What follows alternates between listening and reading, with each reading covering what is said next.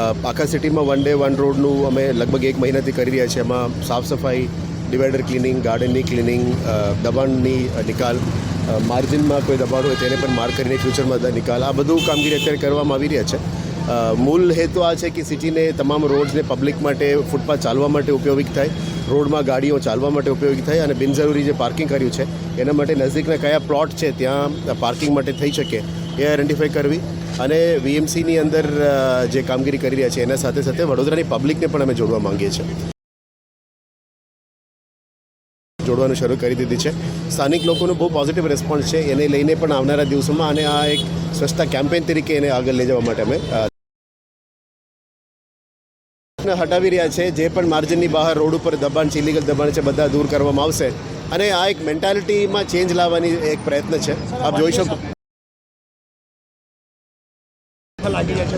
એ complaint છે કે અમે જે દબાણ દૂર કરી છે લોકો પાછા આવી રહ્યા છે, પણ એ લોકોને જાતે વિચારવું જોઈએ.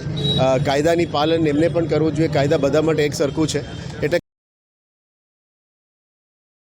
કરવું પડશે. એક ધીરે ધીરે આ સિસ્ટમમાં